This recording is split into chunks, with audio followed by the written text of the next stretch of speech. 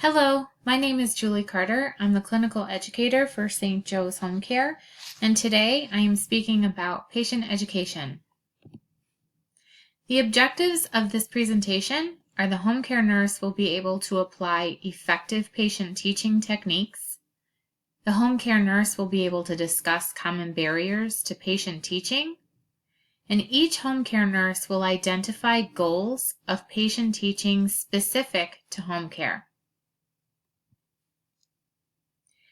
Patient teaching is a focus for home care. We want to involve patients to improve their patient outcomes. We want to enhance the patient's plan of care, meaning the disease process or illness that the patient is currently afflicted with. The nurse wants to go in there, educate the patient so that they're able to take ownership of that disease and participate in their plan of care.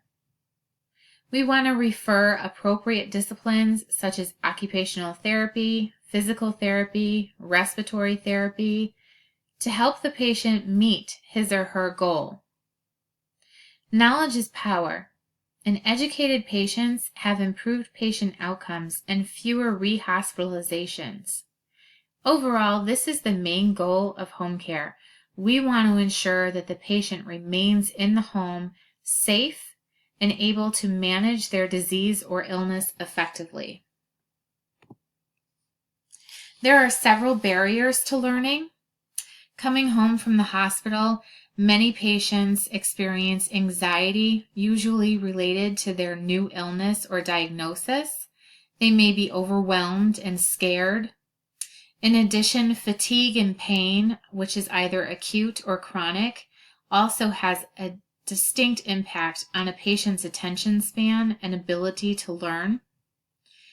When this is the case, when the nurse is in the home with that patient, shortening the periods of education and using time wisely. So while the nurse is completing a task, using that time to educate the patient. The environment. Many times patients have children or pets. Their home may not be as clean as they would want it to be due to some disease, or maybe they had a prolonged stay in the hospital. And unfortunately, this makes it difficult for patients to focus. Sometimes they act as though we are visitors in their home, such as a social call, instead of coming to help them with their health.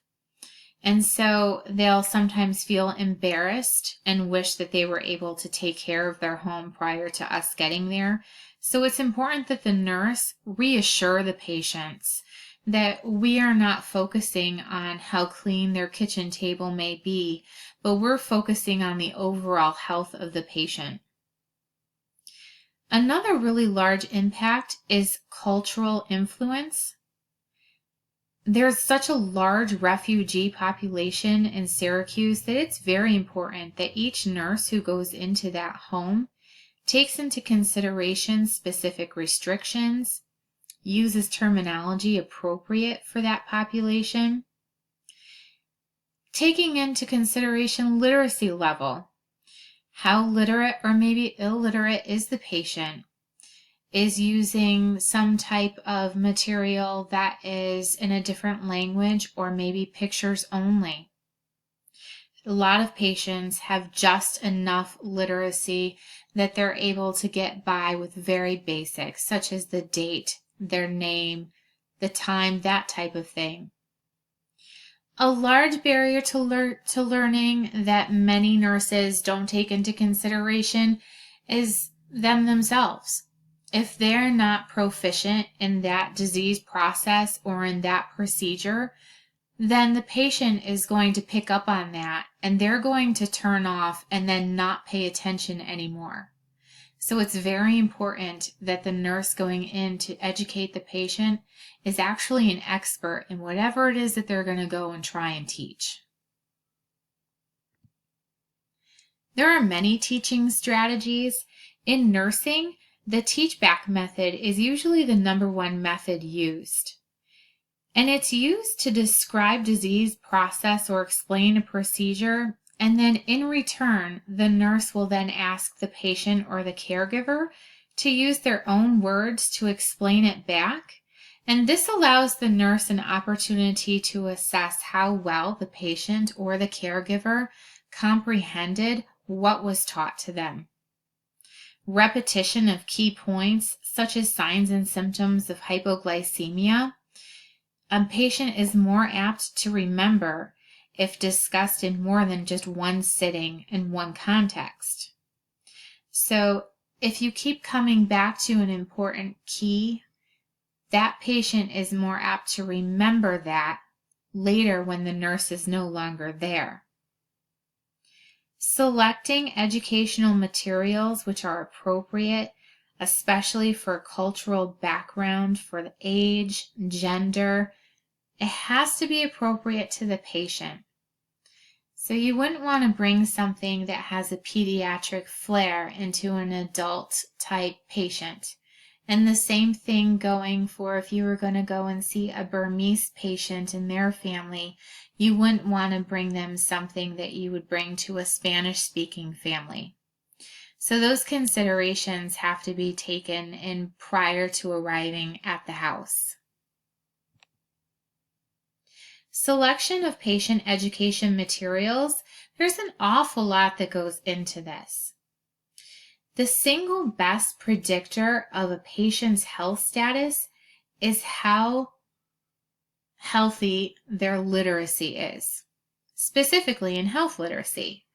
So a patient education material, the readability should be at a 5th grade level. Nearly 1 in 5 adults reads at or below a 5th grade level. So if you're bringing in patient education that has a lot of medical terminology or words with more than 2 syllables in there, the patient is not going to comprehend that. They're going to become embarrassed. They're not going to ask for clarification. They're just going to usually nod their head and say, okay. Again, specific cultural considerations should always be used when selecting patient education. You want to be mindful and meaningful about all the materials that are brought into the home.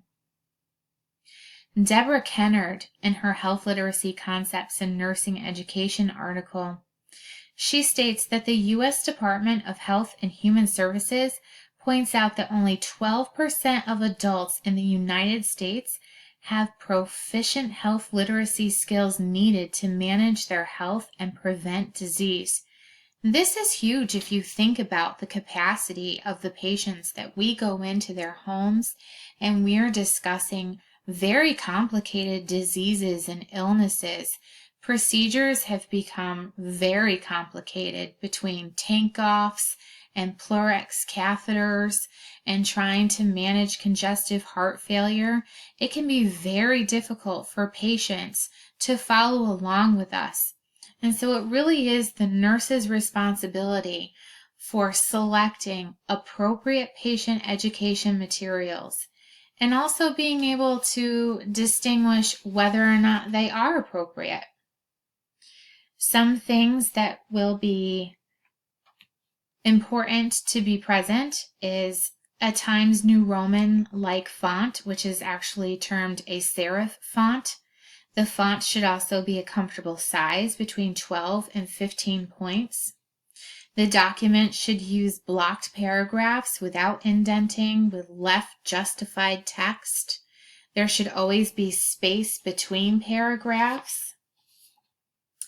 The grouping should be bulleted or numbered appropriately. Information should be chunked. It shouldn't have undescribed sections. It should be very easy to follow, and there should be steps. Graphics should add meaning to the text, and graphics should always be appropriate to the subject and the audience. These are extremely important criteria when a nurse is selecting patient education material. So what does this mean for nurses trying to teach patients education in home care? We want to decrease readmission rates, and in effect, that will decrease healthcare costs. We want to keep patients home. Patients convalesce better at home. We want to improve patient outcomes, thereby increasing patient satisfaction.